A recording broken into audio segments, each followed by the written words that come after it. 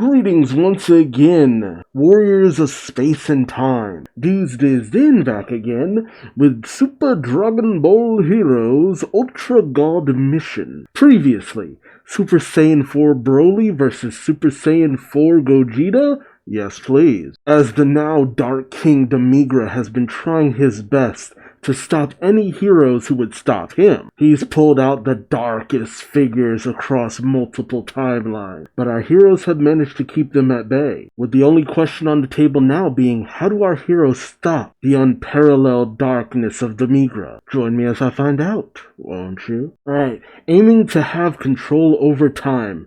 Everything's in the palm of his hands. Dark King Demigra. And you have Kamala and Robel in the front. Oh my god. We have Robel using her friggin' tail, I guess to unfreeze Camel, who was caught in a time stop by Eos. And you can turn that tail in my direction anytime, girl. Hell yeah. Eos turns to the three demons saying, a magic that can cancel my space-time technique. There are only a few magicians who are able to comprehend and release my freeze technique. It actually says space-time technique that cancels magic, but this is like an author error based on context, yeah? Context is important. You're one talented assistant, aren't you?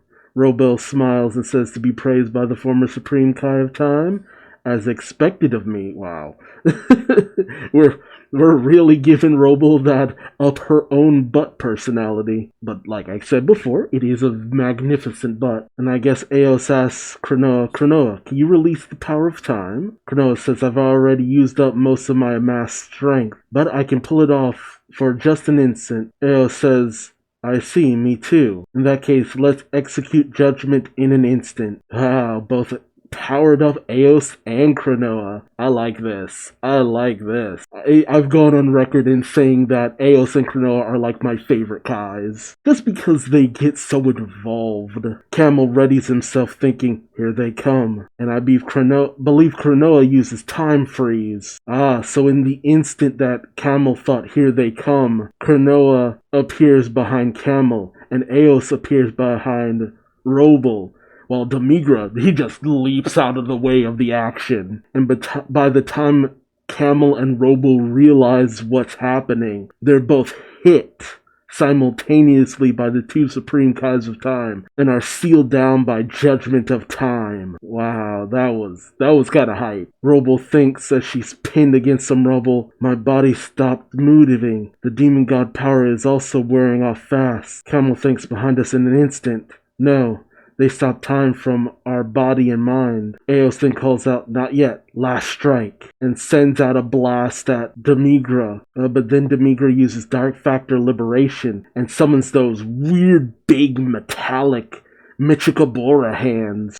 He uses it to deflect Eos's attack. Eos looks a little pissed, but then the dark hand reaches out and sends out a fury of blasts. Cronoa and Eos have powered down since they were only able to maintain their forms shortly, but Cronoa is unsteady on her footing, and one of Demigra's blasts comes heading straight towards her. But another beam comes in to intercept. Nice. It's Goku, finally back in the fray. Cronoa calls out to Goku, who goes speeding towards Demigra, who manages to block Goku's kick with his fan. Goku lets out a deep breath as Demigra looks on, uninterested. Goku then goes on in with a fury of blows that Demigra manages to dodge all of them. Demigra then sends a massive blow to Goku's midsection, and Goku thinks to himself, I really didn't need to rest a bit more to get better, huh? Just kidding. This ain't a time for excuses, as he goes back in on Demigra. Yeah, Goku has kind of been going at it with a bunch of guys. Man. As Goku goes in for the strike, Demigra just blocks it easily. Ooh, Goku goes in with them hands, though. You just see hands going all over the place. Like straight up martial arts strikes. It's almost like he's using the Wolf Fang fist. And he does manage to just barely graze Demigra's face. But in retaliation, Demigra smacks at Goku's midsection. Ooh, and then here comes the giant fist! And BAM! Goku is sent flying into the rubble. But Goku then brings out a whole bunch of Ki Blast balls and sends them all flying towards Demigra. The action in this is pretty good. Oh, and Demigra summons like a hole? And all the blasts are sucked in. Goku thinks to himself, he says, all my Ki blasts were sucked up. Demigra then tells Goku, I'll pay you back twofold. And he uses Dark Reflect, and a massive blast comes out of where the Ki blasts were absorbed into, naturally catching Goku a bit off guard with how large it is. Its girth is massive. I don't think Goku's ready for it. And you see a massive explosion from the impact. Goku just barely managed to avoid it. You see him clinging onto some rubble. Demigra then thinks to himself, Cuckoo, the more I use it, the more I feel the power of the dark factor increasing. Resonate with my power. Being of evil gathered from space and time. Beings of evil. Wait, so can the people he summoned grow stronger as he grows stronger? We then cut to the area of West City, hellified. Oh hey, Goten! We see Goten running away from a massive Ki blast. It's Team 2's Son Goten Zeno and Team 5's Super Android 17 versus History's Dark Warriors Legion. Wait, what? Goten calls out, hey, watch it! You just fired an attack when I was in the attack range as well. Super 17 doesn't say anything. Goten then notices a strike coming his way. It looks like Super Android 13 tried to strike at Goten, but Goten manages to easily counter it with a kick. Yeah, Goten at this point is far stronger than Super 13. And he's not even Super Saiyan. Goten smiles, saying, did you think I was gonna be that easy to beat? Too bad. Well, it's true that I can make others mad by being too careless. That's just part of being in the Time Patrol. And now he powers up, and he strikes his pose saying, evildoers who deviate from canonical history, I, So, and Goten will destroy you all. We are the Time Patrol! Now it makes a lot more sense considering what's going on in the Super manga now. Before it was kind of weird that we'd see Trunks and Goten striking these poses and stuff like that. But it's no, even they're into the whole superhero thing. Oh man. And Goten just throws hands at everyone. He goes after Bojack, he goes after Lord Slug, although Super 13 manages to catch him in the back of the head. But it just causes Goten a little bit of pain. Goten's suddenly ganged up on by all three of them as he says, hey, it's not fair to gang up on me. And then suddenly they're completely overwhelmed by a Ki blast. Super Android 13 managed to finish the job. Yeah, he's stronger than all of those characters. If you're going off the GT timeline. Trunks says, that was a close call. You're doing this on purpose, aren't you? Super Android 13 then sends out another fury of Ki blasts. If you try to make sure they're done?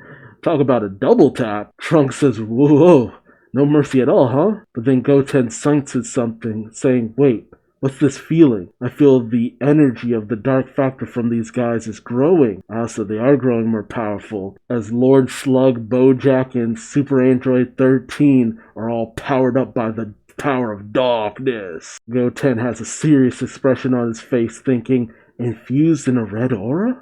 We then cut to the area of planet Vegeta that's been hellified, as Team 1's Vegeta from Super, I assume, and Team 5's Turles versus Majin Buu.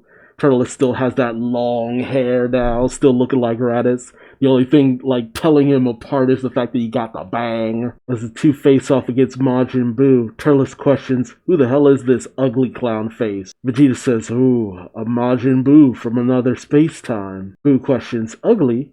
What does it mean? Vegeta simply says, he means you're a pathetic weirdo. Boo's smile quickly disappears as he gets pissed, and black smoke comes out of the little holes on his head. He then screams out as he's enveloped in a red aura. Buu is angry. Buu will kill you all. I'm not doing the high-pitched voice. Turles says, I could tell he was a pain in the ass. But Vegeta says, move aside, Turles. I owe this guy a lot for what he did to me back in the day. It's time to pay him back. As Vegeta goes into his blue evil, aura-controlled whatever form. Okay, it should be a good enough battle. I will say, it was good to see Goten actually throw down, even just a little bit. Like, Goten's been getting quite a bit of love lately, and I'm here for it. I'm happy to see it. But I was particularly happy to see Eos and Cronoa back-to-back fighting.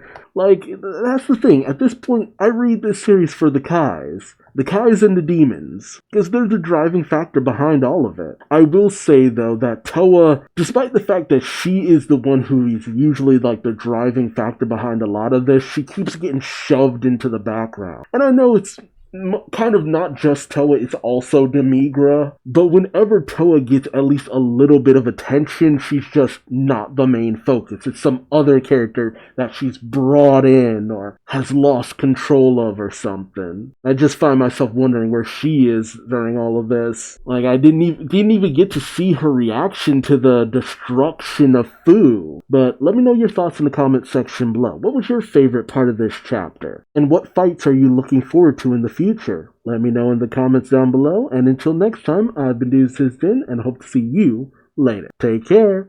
Bye-bye.